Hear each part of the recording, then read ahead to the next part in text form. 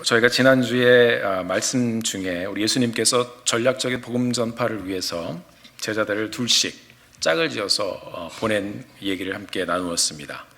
주님께서 보내신 장소, 그 위치가 어디인지 나와 있지는 않은데 예수님께서 보내신 위치, 그 보내신 위치를 뭐라고 하시는지 여러분 아세요?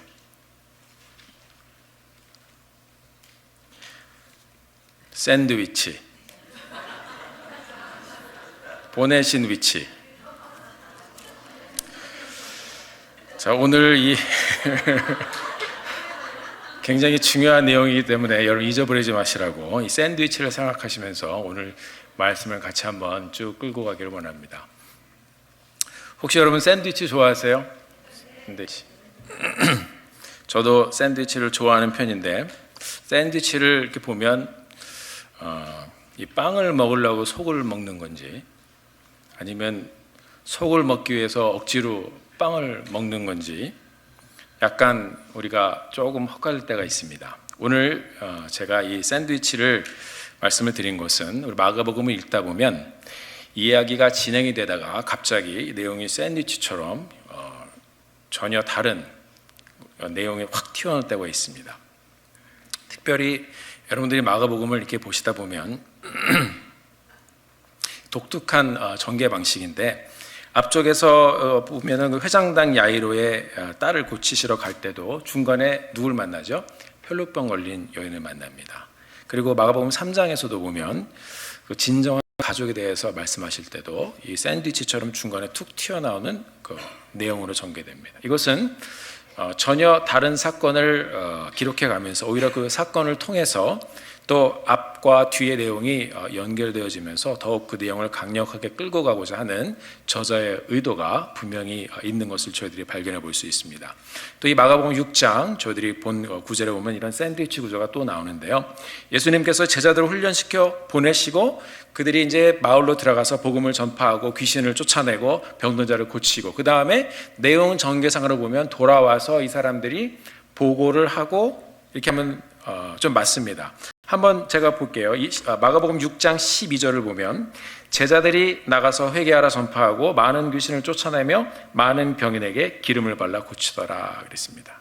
그 다음에 30절 내용을 한번 보겠습니다. 30절 내용 보시면 사도들이 예수께 모여 자기들의 행한 것과 가르친 것을 낱낱이 고하더라 그랬습니다. 자, 그러면 보낸 사람이 보냄을 받고 그 다음에 와서 고했더라. 그러면 되잖아요. 그렇죠? 그런데 중간에 갑자기 헤롯의 이야기가 나오면서 그것도 굉장히 살벌한 이 침례 요한이 죽는 장면이 나오는데 그냥 뭐 거기 같이 잔치집에서 막 춤을 추고 뭘 원하느냐 그랬더니 목을 갖고 와라 그러면서 그런 굉장히 살벌한 내용이 나왔습니다.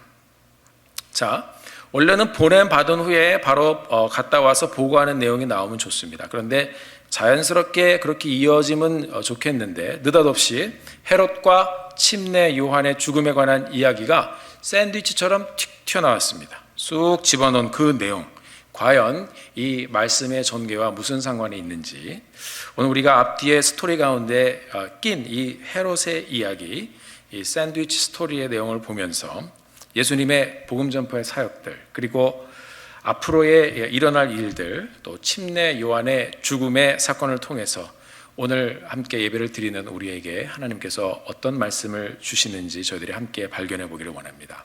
마가복음 6장의 구절을 보면 예수님께서 고향으로 가셨습니다. 그것도 혼자 가신 것이 아니라 제자들을 데리고 가셨습니다. 그리고 거기서 환영을 받은 것이 아니라 배척을 받으셨습니다. 그 배척 장면을 이 제자들에게 다 있는 그대로 보여주시고 너희들이 이제 앞으로 복음을 전하게 되면 이렇게 너희들이 대우를 받을 것이다. 제자들을 훈련하시고 또 그대로 파송하십니다. 갑자기 파송하신 다음에 중간에 갑자기 툭 튀어나온 그 장면이 이 침례 요한이 죽는 사건이 나옵니다. 그리고 다시 돌아와서 주님 앞에 나와서 어떤 일이 있었는지 낱낱이 고한 후에 그 다음에 우리가 잘 아는 오병이어의 기적으로 이어집니다. 이 오병이어의 기적은 예수님께서 물고기 2마리와 보리떡 5개로 장정 남자만 5,000명을 먹인 굉장히 위대한 기적의 사건이었습니다. 우리가 이 헤롯의 이야기를 이해를 하려면 이 헤롯 가문의 배경을 조금 알아야 되는데요. 오늘 본문에 보면 본문 16절에 헤롯이 듣고 가로되 이렇게 되어 있습니다. 내가 목배인 요한 그가 살아났다 하더라. 그러니까 제자들이 복음을 막 전하고 있었습니다. 복음을 막 전하면서 귀신을 쫓아내고 병든 자를 고치는데, 이렇게 함으로 인해서 오늘 14절에 보니까 이에 예수의 이름이 드러난지라. 그랬더니 항상 도둑이 재발 저린다고 그러잖아요. 헤롯이 예수의 이름을 이 소문을 막 듣다 보니까 자기가 알고 있었던 그 선지자는 이 침례 요한이었는데 예수의 소식을 막 들으면서 마음에 두려움이 들었습니다. 이게 무슨 일인가? 나는 분명히 이 선지자 요한을 죽였는데 보도 듣지도 못했던 이상한 사람의 이야기가 나오는 겁니다. 그래서 이 16절에 보면 헤롯은 듣고 가로되 내가 목배인 요한 그가 살아났다 하더라. 이 정도의 역사를 일으킬 수 있는 사람은 침례 요한밖에 없었습니다. 그 시대에는. 그랬더니 이렇게 제자들이 나가서 사역을 하면서 주님의 이름을 전파하는 것을 보고 자기가 죽인 침례 요한이 살아났다, 이렇게 얘기를 했습니다. 침례 요한은 참으로 귀한 선지자였습니다. 회개를 외쳤습니다. 예수님의 말씀을 듣고 따를 수 있도록 많은 사람들이 준비될 수 있도록 길을 잘 닦아놓은 사람이 바로 침례 요한입니다. 마가는 이 침례 요한을 헤롯이 어떻게 죽였는지 잘 설명해주고 있습니다. 복음서에 보면요, 이 헤롯이라는 이름이 몇 번 등장을 하거든요. 그리고 사도행전에서도 나와요. 그런데 이 복음서에 등장하는 헤롯은 우리가 잘 보고 들어야 됩니다. 왜냐하면 이것은 같은 한 헤롯을 말하는 것이 아닙니다. 우리가 오늘 본문 말씀과 또 복음서에 나오는 헤롯을 잘 이해하기 위해서 이 헤롯 가문의 그 내용을, 이 사람들의 그 가족 관계 이런 것들을 조금 저희들이 한번 짚어보고 가도록 하겠습니다. 예수님께서 태어나셨을 때 2살 미만의 남자아이들을 다 죽여버리라는 명령을 내렸던 헤롯이 있습니다. 이 사람이 헤롯 대왕입니다. 제가 전에 사도행전의 말씀을 나누면서 성전 미문에 앉아 있었던 이 안진뱅이, 그렇죠? 베드로가 예수 이름으로 일으키는 사건이 일어납니다. 미문, 아름다운 문. 그것이 왜 아름다운 문이었나 하면 이 헤롯 대왕이 그 종교 지도자 유대인들에게 환심을 사기 위해서 이 기도하러 들어가는 그 성전의 문에 금을 발라놨습니다. 아름답게 그것을 치장해서 사람들로 하여금 다른 사람들과 다른 어떤 그 계급의 우월성, 신분의 우월성을 느끼게 해주었습니다. 그래서 이 미문을 만들었던 그 사람이 바로 헤롯 대왕입니다. 그 미문을 만든 사람이 그 사람이고, 그 헤롯 대왕에게는 아들들이 있었어요. 그래서 이 사람이 죽은 후에 그 세 아들에게 영토를 나누어서 이게 딱 다스리게 했었는데, 그 이름이 전부 다 앞에 헤롯이 붙습니다. 헤롯 아켈라오, 그 다음에 헤롯 빌립, 오늘 본문에 나오죠. 빌립, 그 다음에 헤롯, 여기서는 헤롯이라고 나온 사람은 헤롯 안티파스라는 사람입니다. 안티파스. 자, 그러면은 헤롯 아켈라오, 그 다음에 헤롯 빌립, 헤롯 안티파스. 이 중에서 헤롯 안티파스, 오늘 본문에 나오는 사람이 가장 이 권력과 그 다음에 계략이 뛰어난 그 시대에 그 권력을 쥐고 있었던 대왕이 바로 헤롯 안티파스였습니다. 이 사가들의 기록을 보면 이 집안이 굉장히 문란하고, 그리고 좀 타락을 해서 가족관계가 굉장히 복잡했고 서로 싸우는 일, 여러 가지 문제가 굉장히 복잡한 그런 가정이었다고 합니다.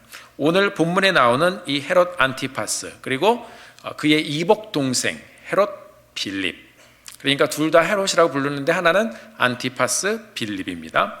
그래서 이 중에서 이 안티파스가 힘이 있고 그 힘을 장악하고 있었던 사람이라, 이 안티파스의 이복 동생인 오늘 본문에 나오는 빌립이 결혼을 했는데 그 아내가 굉장히 예뻤습니다. 아름다웠습니다. 그 여인의 이름이 뭐였냐면은 헤로디아.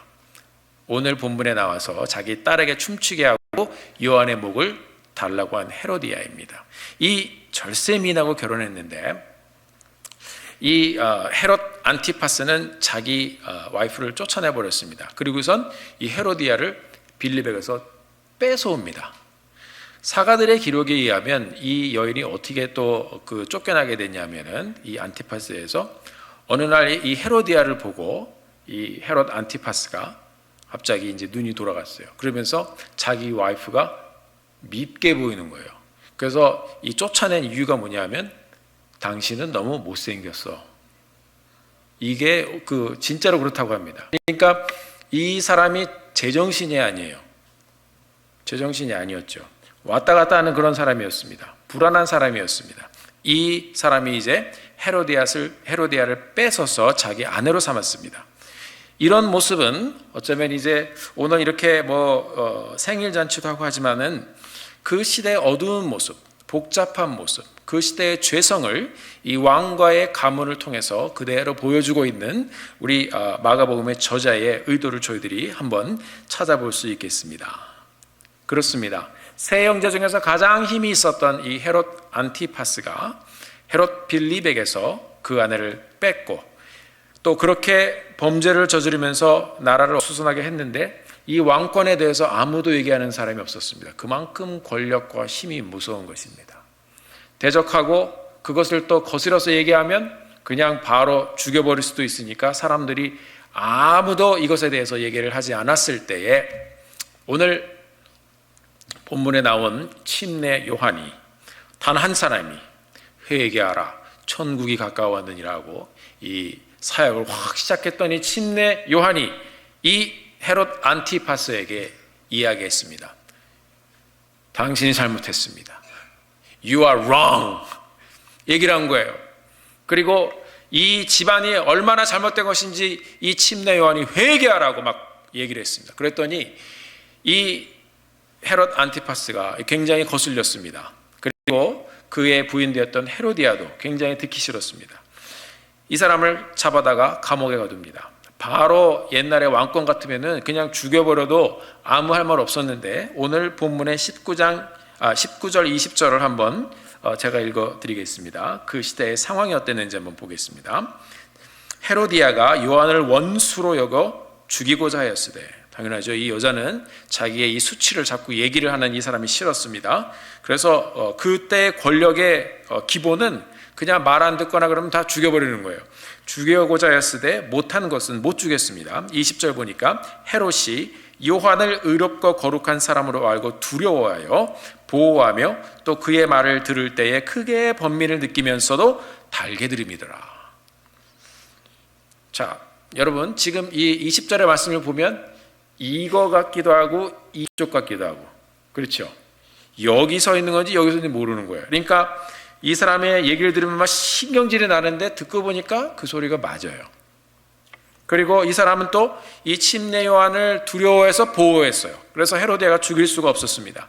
남편이 이렇게 생각하니까 그의 아내 헤로디아는 너무 이 요한을 죽여버리고 싶은데 그러지를 못합니다. 그런데 기회가 왔습니다. 그리고 그 기회된 그 생일날에 자기 딸을 동원해서 춤을 추게 합니다. 이 헤롯 안티파스가 생일에 대신들, 본문에 보니까 로마의 천부장, 갈릴리의 귀족들을 다 초대했습니다. 이렇게 초대해서 잔치를 베풀고서 먹고 놀고 있었는데 이 딸이 들어가서 아주 굉장히 어떻게 춤을 췄는지는 모르겠어요. 그거는 여러분의 상상에 맡기겠습니다. 얼마나 춤을 잘 췄으면 이 왕이 불러가지고 야, 너무너무 잘했다. 사람들이 막 기뻐했다고 그랬습니다. 그래서 이 딸에게 이야기합니다. 네가 무엇을 원하느냐? 이 왕으로서 많은 사람들 앞에서 자기의 권력과 힘과 이런 것을 딱 재면서 얘기한 거. 무엇을 원하느냐? 네가 원한다면 이 나라의 절반까지도 주겠다. 굉장히 많이 취했던 것 같습니다. 나라의 절반이야 줘버린 다음에 통치는 자기가 해야 되는 거니까 그냥 달라 그러면은 그냥 얘기를 할 수 있겠죠. 그러나 통치는 내가 한다. 얘기할 수도 있겠죠. 내가 죽은 다음에 네가 알아서 해라. 그럴 수도 있겠고.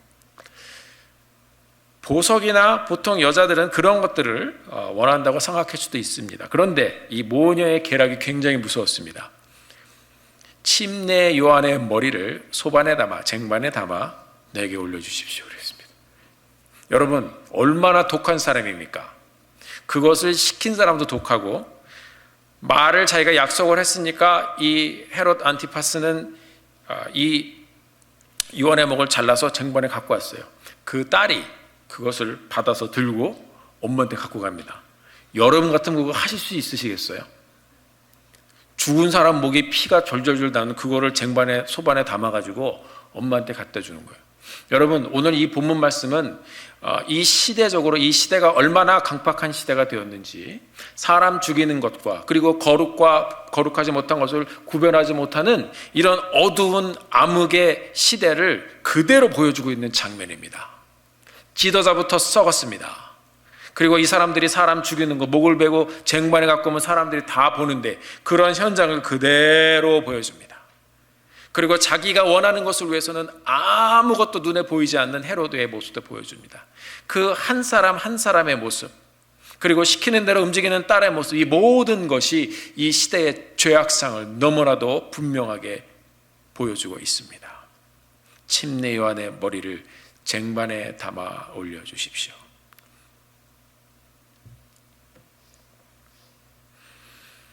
14절을 다시 한번 보겠습니다. 이런 상황 가운데 무슨 일이 일어났습니까? 이에 예수의 이름이 드러난지라. 이에 예수의 이름이 드러난지라. 제자들이 천국 복음을 전하고 다닐 때 병든 자들이 일어나고 귀신들이 쫓겨가는 그런 능력 있는 권세를 보았습니다. 예수님의 이름이 드러나기 시작합니다. 이 소문이 점점 퍼지다가 이제 헤롯의 귀까지 들어갔습니다. 예수가 누구냐 하는 말에 16절에 보니까 이 헤롯이 자기가 옛날에 죽인 침례 요한이 생각이 났습니다. 그래서 이 침례 요한이 살아난 것이다 라고 자기가 얘기하는 것입니다. 아마 그 침례 요한을 죽인 것이 마음에 굉장히 남아있었던 모양입니다. 오늘 우리가 이 본문 말씀을 보면서 이 헤롯의 마음을 한번 들여다보기를 원합니다. 그리고 보면 이 성경에 헤롯같이 이 하나님의 영광과 또 하나님의 말씀을 들으면서도 왔다 갔다 했던 사람들이 있습니다. 구약에 보면 여러분 출애굽 당시에 바로왕 10가지 재앙을 다 보면서도 결국은 하나님을 적대했던 바로왕, 그 다음에 예수님을 재판했던 군중들과 정치적인 그런 상황과 그리고 진리 대신 예수님을 그 앞에 두고 왔다 갔다 하던 빌라도의 모습, 저희들이 이 세 인물의 삶과 그들의 갈등을 한번 보면서 우리의 신앙과 우리의 앞으로의 삶의 모습을 다시 한번 점검하게 되는 이 시간이 되기를 바랍니다. 첫째로 헤롯 안티파스에 대한 내용을 보겠습니다.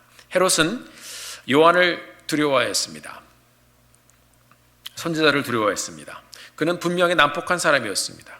자기가 힘이 되는 대로 다 뺏어버리던 그런 사람이었지만 자기의 죄에 대해서 부담을 가지고 있었던 사람이기도 합니다. 그에게는 하나님의 사람에 대한 두려움이 있었습니다. 그런 두려움이 이 침례 요한을 죽이고자 하는 세력으로부터 그를 보호합니다. 요한을 두려워하였습니다. 그리고 동시에 이 헤롯은 요한의 말을 듣고 번민하였습니다. 요한이 하도 바른 말을 그냥 대놓고 하니까 이 듣는 것이 너무나도 괴로웠어요. 번민했습니다. 아주 아름다운 여인, 바로 이복 동생인 헤롯 빌립의 아내를 취하서 뺏어오긴 했는데 이제 거기다 대고 사람들 듣는 데서 막 회개하라고 외치는 이런 무시무시한 사람이 있었습니다. 왕인 나에게, 여러분 그렇지 않습니까? 뭐 궁지에 몰린 쥐가 덤비면 고양이도 막 놀란다고 그러는데요. 아무것도 아닌 것 같은, 가진 것도 없고 그냥 들에서 이렇게 외치는 그런 사람이었는데 진리의 말씀, 회개를 선포하니까 이 헤롯 왕이 두려워하기 시작합니다. 이렇게 요한의 말을 듣고 번민하면서 이 사람은 두려워했습니다. 요한의 목소리가 듣기 싫었습니다. 너무나도 괴로웠습니다. 자기를 들춰내는 이 소리를 들으면서 그렇게 괴로웠지만 동시에 오늘 본문을 보니까 이 소리를 달게 또 들었다고 그랬어요. 듣기는 싫었지만 선지자의 외침을 또 달게 들었습니다. 이 세번역 성경을 제가 보니까요, 이 구절을 이렇게 기록하고 있습니다. 한번 들어보세요. 헤롯이 요한을 의롭고 성스러운 사람으로 알고 그를 두려워하여 보호해 주었고, 그 사람이 의롭고 성스러운 사람인 줄 알았습니다. 그 이유는 그의 말을 들으면서 몹시 자기가 괴로워하면서도 오히려 달게 들었기 때문이다. 자, 보면 어떻게 보면 이 헤롯이라는 사람도 번민 가운데 잘하면 믿을 것 같았습니다.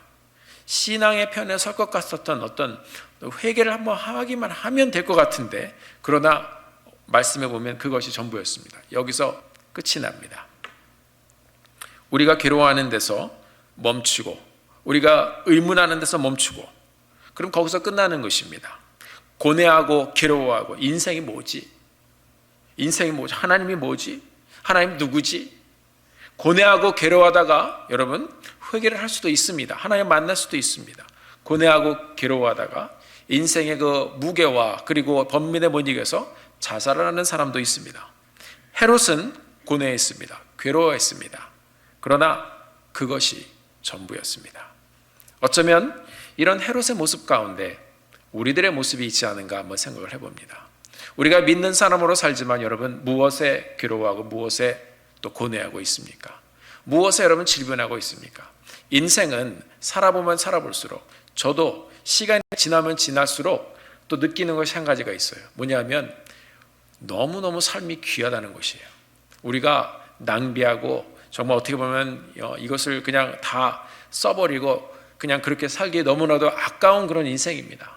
우리 인생에 관한 정말 우리가 거룩한 고민을 하게 되면 그 고민 가운데 하나님이 보입니다.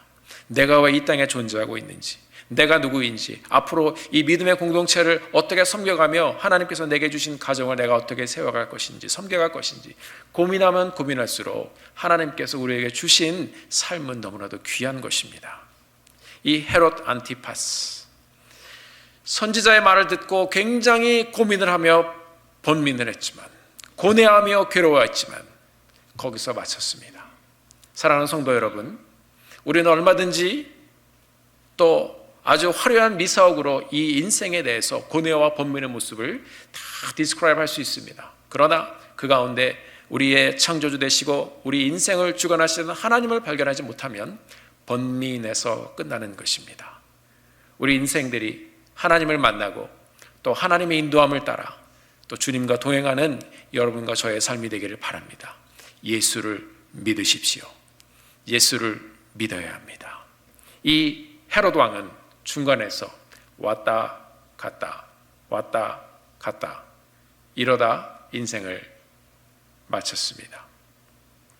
성경에 보면 이 왔다 갔다 두 번째 인물이 또 있습니다.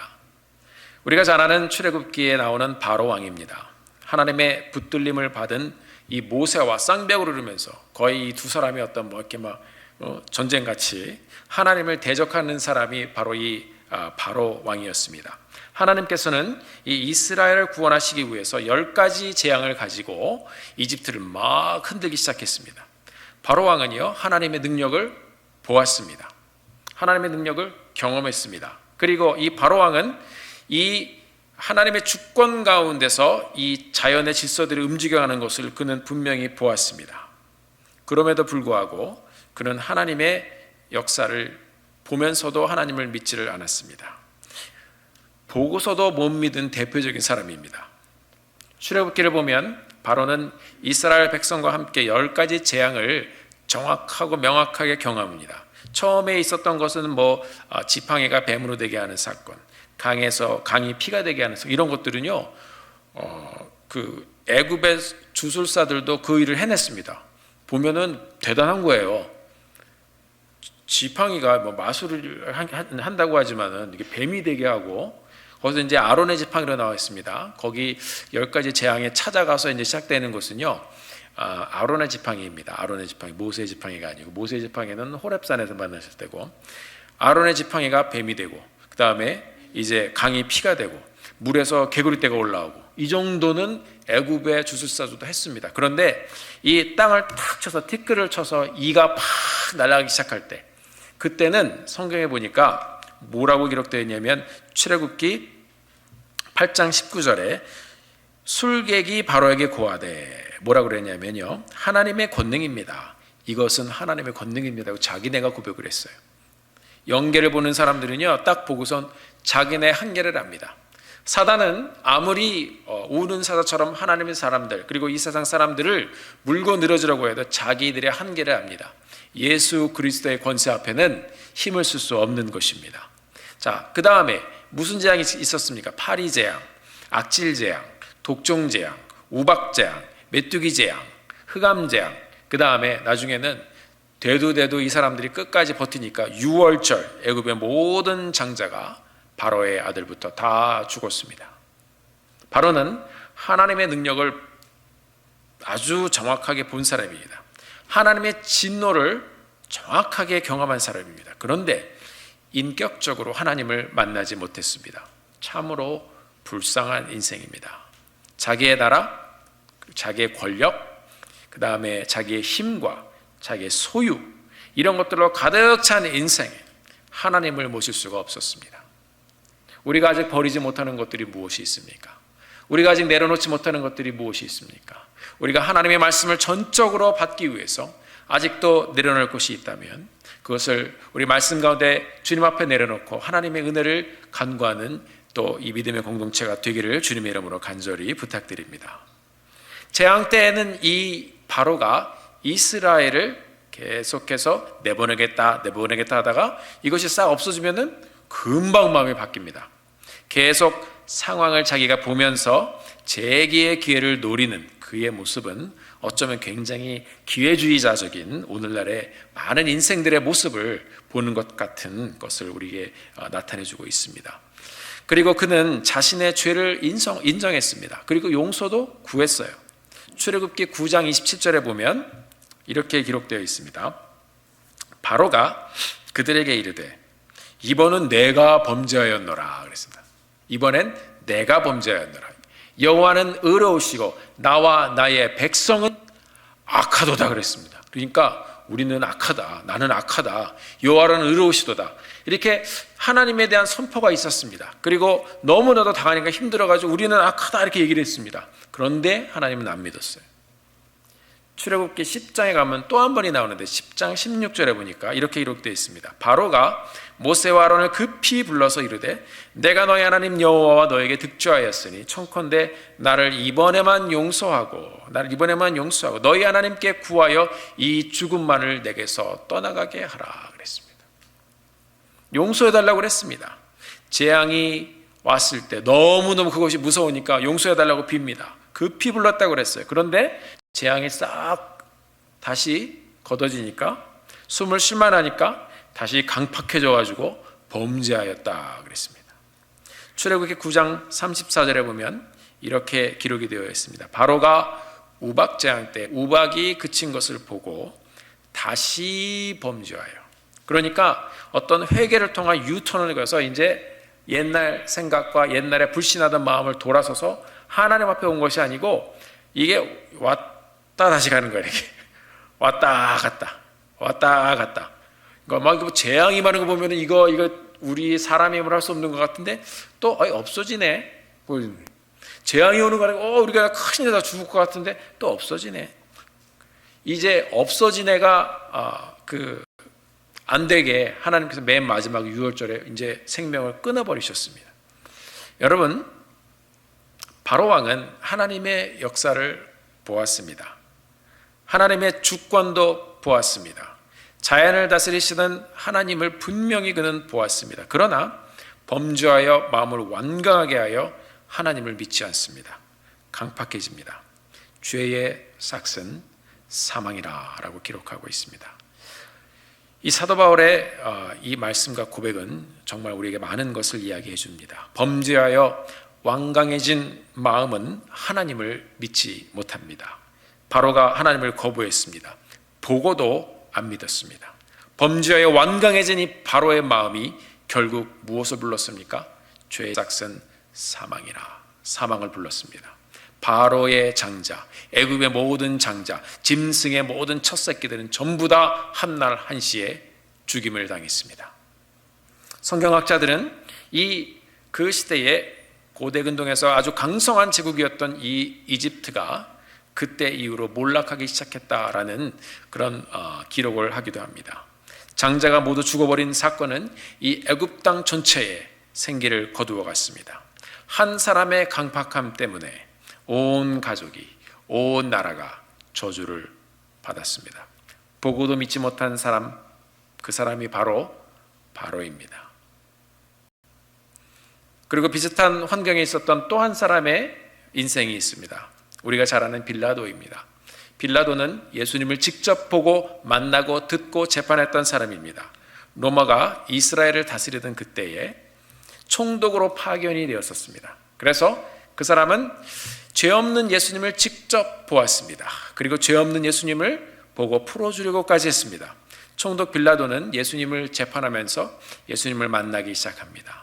예수님이 물어도 가만히 보니까 아무 죄가 없이 끌려온 것을 보고 좀 풀어주려고 했지만 이 군중들의 이 성난 모습에 또 정치적인 그런 자신의 환경 가운데 이것이 두려워서 예수님을 십자가에 처하는 그 순간을 재판하는 사람이 되었습니다.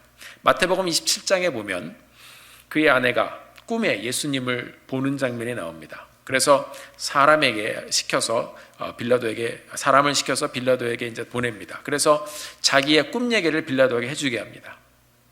내가 꿈에 이 사람 예수를 보고 정말 힘들었습니다. 이 사람의 죽음과 당신은 관여하지 않았으면 좋겠습니다 라고 얘기했습니다. 이 이야기를 들은 이 빌라도는 어떻게 할까 고민을 하다가 이제 그 선택의 기로에서 본인이 선택하지 않았습니다. 사람들에게 선택권을 줍니다.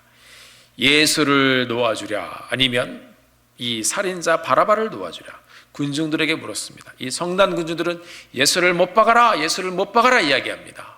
이 이야기를 듣고 그러면 너희들의 원대로 예수를 못 박고 바라바를 놓아주리라. 이 빌라도는 사람의 음성에 그리고 인생들이 외치는 음성을 두려워하여 죄 없는 예수 그리스도를 만나고도 이 예수님을 그 앞에서 고백하지 못했습니다. 여러분 사도신경을 우리가 잘 압니다. 사도신경을 보면 사도신경에 이렇게 기록이 되어 있어요. 본디오 빌라도에게 고난을 받사 십자가에 못 박혀 죽으시고.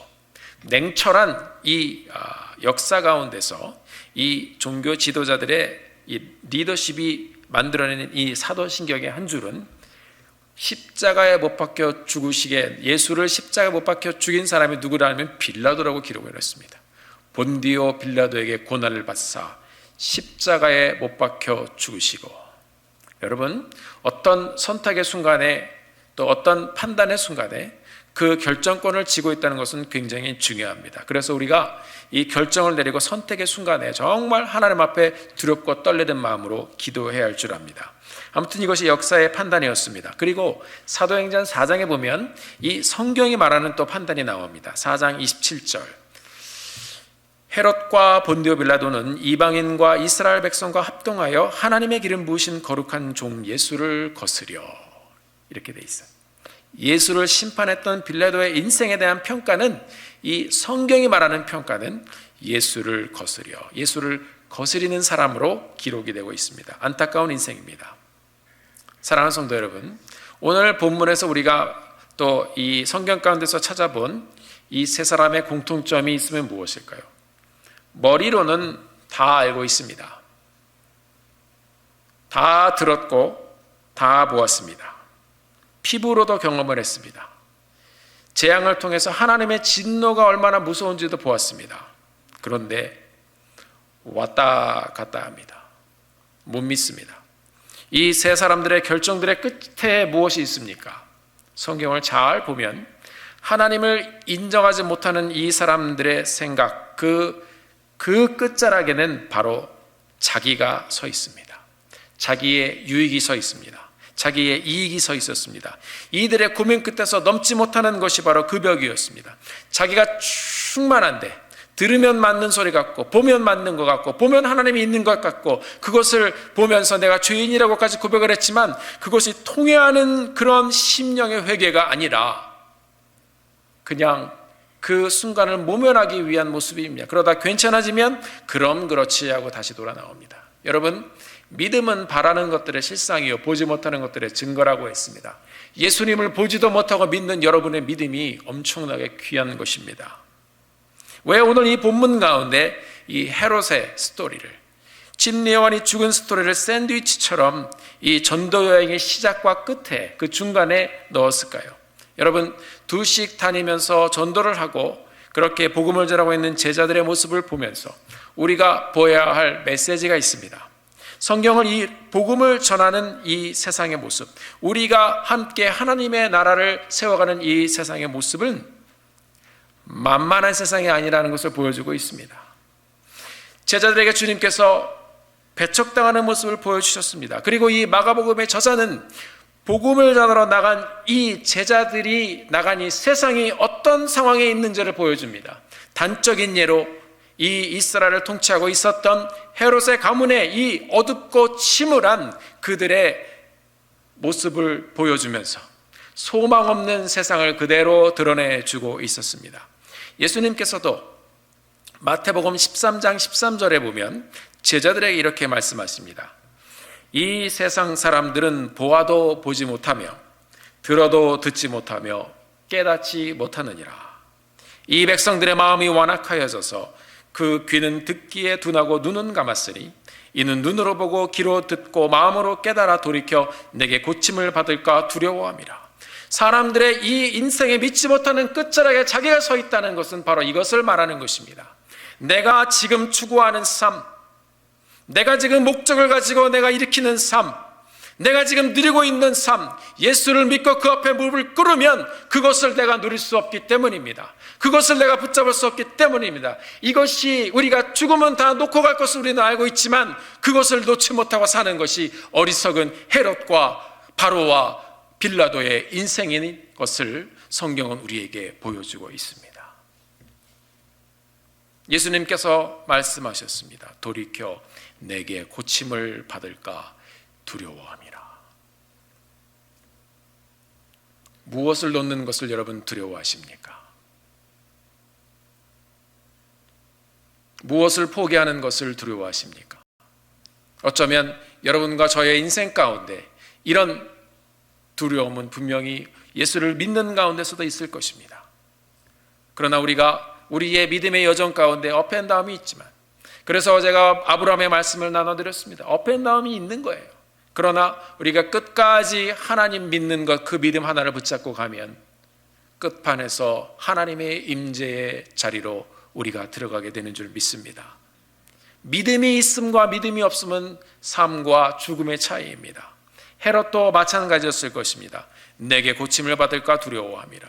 침례 요한의 말을 듣고 번뇌했습니다. 달게 들었습니다. 왔다 갔다. 그러나 회개하지 못합니다. 번뇌했습니다. 그러나 변화는 거부합니다. 그 모습 자체를 예수님께서는 완악한 것이라고 말씀하고 있습니다. 제자들이 복음을 전해가는 이 세상, 죄로 가득 차 있는 이 세상, 마가복음의 기자는 헤롯의 사건을 통해서 그것을 명확하게 보여주고 있습니다. 사도행전에서는 제자들이 성령에 충만하여 복음을 전했어요. 그때도 보면은 교회와 핍박이 함께 따라왔습니다. 침례 요한이 하나님의 말씀을 있는 그대로 전할 때 그에게는 죽음이 찾아왔습니다. 완악한 세상의 저항입니다. 지금 이 시대도 마찬가지입니다. 복음의 소식들이 전해집니다. 그리고 지금 지구의 반대편에서는 예수를 믿는 것 때문에 죽어가는 사람들이 있습니다. 어느 쪽에서는 이 중동 지방의 한 소수민족들이 예수를 믿는 한 소수민족들이 있는데 전부 다 몰살을 당합니다. 사랑하는 성도 여러분, 이것이 옛날의 이야기가 아니라 10년, 20년 전의 이야기도 아니라 지금 일어나고 있는 일입니다.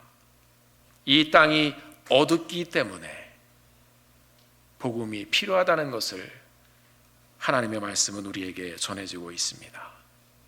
사랑하는 성도 여러분, 지난주 이제 라오스에 갔던 선교팀이 돌아왔습니다. 우리가 계속 그 복음이 필요한 지역에, 복음의 불모지에 계속해서 주님의 복음이 확산되도록 함께 동역하는 교회가 되기를 원합니다. 나중에 여러분들이 보고를 받으시겠지만 이분들이 가서 열심히 가르치고 열심히 복음을 전했습니다. 수십 명이 하나님 앞에 돌아왔습니다.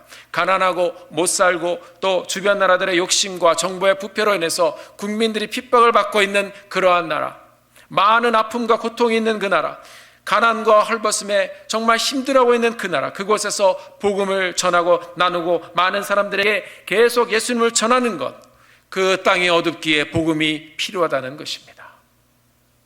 우리가 사는 이곳, 우리가 함께 살며 우리의 자녀들을 키우는 이곳은 어떻습니까? 제가 필드에 있다 돌아오니까 여기도 선교지예요. 가정이 파괴되고, 그리고 남자와 여자가 함께 결혼하는 것이 아니라 남자가 남자와 여자가 여자와 결혼하는 것이 아무렇지도 않은 이상한 시대가 되어버렸습니다. 아주 극심한 이기주의, 인본주의가 세상의 질서와 사람들의 삶을 파괴해가고 있습니다. 그것을 법으로 만들어 놓고 이 시대를 뒤흔들고 있습니다. 도덕과 윤리가 바닥에 떨어진 타락한 시대가 우리의 신앙의 적 가운데 쑥 들어올려집니다. 어쩌면 마가복음 6장에 나오는 이 상황이 우리의 상황과 똑같지 않은가 생각이 되어집니다. 남의 아내를 빼앗는 것도 아무렇지 않은 그런 시대, 아무도 그것에 대해서 말해줄 수 없는 그 시대, 지금 이 시대, 우리가 사는 시대, 윤리와 도덕과 질서와 그리고 하나님의 말씀이 땅에 떨어진 이 시대에 우리 교회가 어디로 가야 할 것인가 하는 것입니다. 그러나 여러분, 우리가 오늘 이 복음의 말씀을 듣고 함께 소망을 갖기를 소원합니다. 14절의 말씀, 이에 예수의 이름이 드러나니라. 이 세상이 아무리 어두워도 어둡기 때문에 복음이 필요한 것입니다. 그래서 예수님이 필요하고 그 예수님의 핏값으로 사신 교회가 필요한 것입니다. 여러분들이 함께 모여 우리 공동체가 예배하는 이 교회가 그래서 중요하고 그래서 필요한 것입니다. 사단이 왜 이 땅의 교회를 그렇게 핍박합니까? 그것은 교회가 이 땅의 소망이기 때문입니다. 머리 대신 예수 그리스도가 이 땅의 소망인 것을 알기 때문에 사단은 이 교회를 무너뜨리려고 하는 것입니다. 사랑하는 성도 여러분, 우리도 이 예수님의 제자들처럼 서로 힘이 되어 짝이 되어 이 땅에 아름다운 교회를 세우고 예수님의 이름으로 어두운 세상을 밝혀가며 예수의 이름으로 회개하라 전파하고 예수의 이름으로 귀신을 쫓아내고 예수의 이름으로 회복의 능력을 이 땅에 다시 한번 세우는 콩코드 침례 교회가 되기를 예수의 이름으로 축원합니다.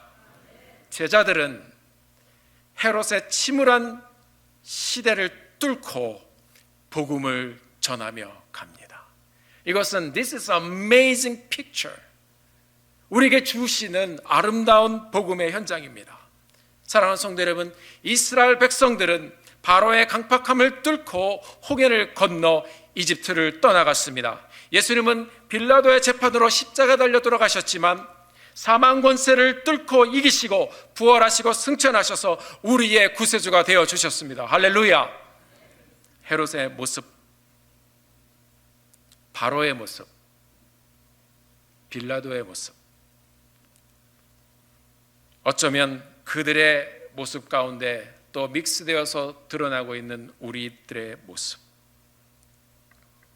우리가 그렇게 어두운 시대 가운데 이 땅을 살면서 고뇌하고 또 괴로워하며 살고 있지만 예수 그리스도의 복음이 우리에게 전해졌기에, 주님의 복음이 오늘도 우리를 끌고 가고 있기에, 그 복음이 가는 곳에 제자들이 복음을 전하면서 역사를 일으킨 것처럼 어두운 시대에 이 콩코드 침례 교회가 복음의 빛을 밝히며 하나님의 영광을 더 뜨겁게 세워가는 주님의 교회가 되어지기를 주의 이름으로 축원합니다. 사랑하는 성도 여러분, 복음이 소망입니다. 제자들이 복음을 전하고 돌아와 간증하며 또 예수님께 말씀드리며 기뻐했던 것처럼 우리도 복음 안에서 어두운 세상을 뚫고 가며 이 예배 공동체가 함께 우리의 삶 가운데 임했던 주님의 능력과 하나님의 역사의 현장을 간증하며 나누며 예배하며 아름다운 교회를 세워가는 여러분과 제가 되기를, 믿음의 공동체가 되기를, 우리들의 자녀의 세대들이 되기를 예수 이름으로 축원합니다. 기도하시겠습니다. 하나님 아버지, 우리는 불완전합니다. 우리는 연약합니다. 그러나 하나님께서 이 어두운 시대를 통하여 우리 같은 사람을 불러서 주님의 복음이 전파되게 하시고 하나님의 말씀이 전해지게 하심 진심으로 감사합니다. 우리의 힘이 아니라, 우리의 능력이 아니라 아버지 하나님, 주님의 능력으로 일하게 도와주시고, 하나님, 세상이 아무리 어두울지라도, 그리고 많은 세상의 시련과 아픔과 슬픔이 우리를 붙잡을지라도 우리가 예수의 이름으로 오늘 본문의 말씀처럼 이에 예수의 이름이 드러나니라, 우리의 삶 가운데 그런 귀한 역사가 있게 하여 주시옵소서. 주님께 귀하게 쓰임받고 귀하게 사용되어지는 하나님의 교회, 믿음의 공동체 될 수 있도록 하나님 축복하여 주시옵소서. 예수님의 이름으로 간절히 기도드렸습니다. 아멘.